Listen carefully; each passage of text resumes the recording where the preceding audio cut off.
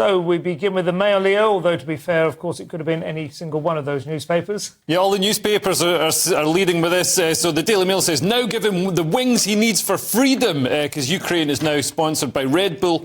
So it's sponsored by Monster, much tougher stuff. But yeah, Zelensky was over in the UK. He's asking for fighter jets. He's already got tanks. So we're ramping up the sort of level of the. It used to be quite defensive stuff and handheld stuff like the Stinger missiles and the anti-tank things, and now we're getting more, bigger, more offensive weaponry. And the trouble with fighter jets is they're logistically really complex and complicated, and you've got to train for a long time to use them. And Russia's got a spring offensive planned in a couple of months, whenever spring starts. Could be even sooner. I remember this time last year, because the troops were massing on the border, and there was a lot of discussion then about the climatic conditions having to be acceptable for an invasion to take place.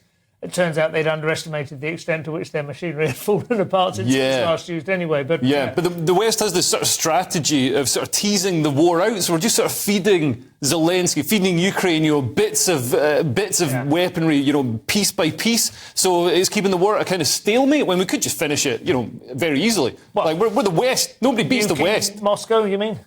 No, we're not. We don't need to nuke Moscow. Just a decisive victory in the battlefield. But the West wants to tease it out. It's quite sick, quite cynical, because they want to deplete Russia militarily and deplete Putin. Exhausting them. I suppose the danger, the fear would be then if these jets are going to be supplied, they'll have to supply pilots as well, or at least certainly personnel to train people. We're already training Ukrainian pilots, so it's pretty obvious that they're going to get jets at some point. We're not training them to sit in a boxcar and pretend they're flying one. So it turns out that last year's hit movie, Top Gun 2, was Maverick, was not, in fact, the swan song we thought and feared it might be. It's not only a world for drones now. I missed Maverick. Was it good? Oh, it was pretty good, but the kind of subtext was that jet pilots were like the 20th century knights in armour, that nowadays everything was controlled from a base by a man with a mouse. Yeah.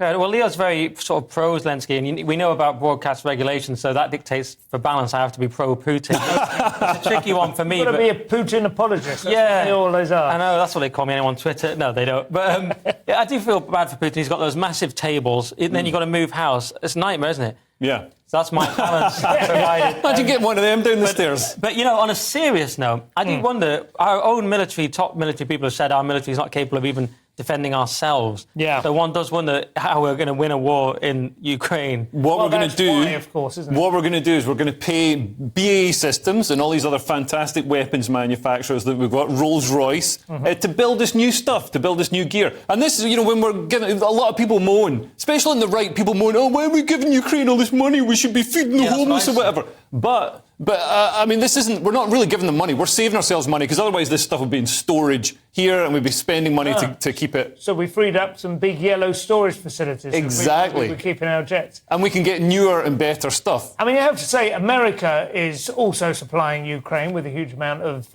arms, weaponry in one kind or another, and it's part of their strategy for the last 50 years at least, isn't it? 70 years, I think. The military-industrial complex.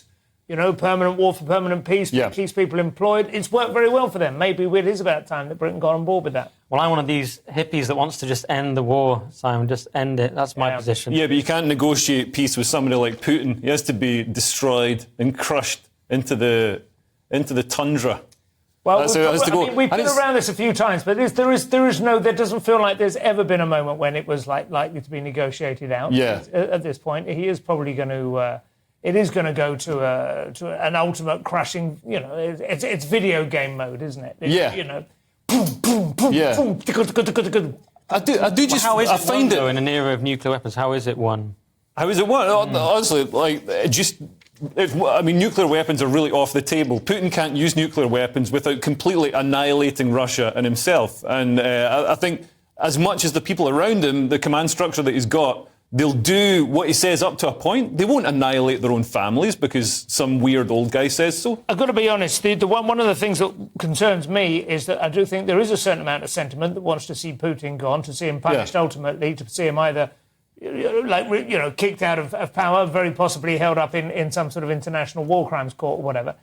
I can't remember the last time somebody like Putin was removed from power in somewhere like Russia and replaced with something better. Ceausescu? It never happens. Ceausescu, yeah, that probably was about the last time, wasn't it? Yeah, so it was in 91, over 30 years ago. But I find it very strange that people on the right, throughout lockdown, I was on their side because we're fighting for freedom in this country. Now they've sort of transferred that to supporting Putin, some of them, and I find it very strange. They say things. They say things to me like, Ukraine's full of neo-Nazis and white supremacists and racists. I already like Ukraine. Stop convincing me. That sounds like a straw man of people's position. I mean, there's serious people like Peter Hitchens who talk about ways we could try and end the war without being Putin apologists. I have to say, it is extraordinary how many of the people who have opposing political views to you have this ridiculous way of talking. They do. You should find yourself that's what they sound like. I'm a straw man.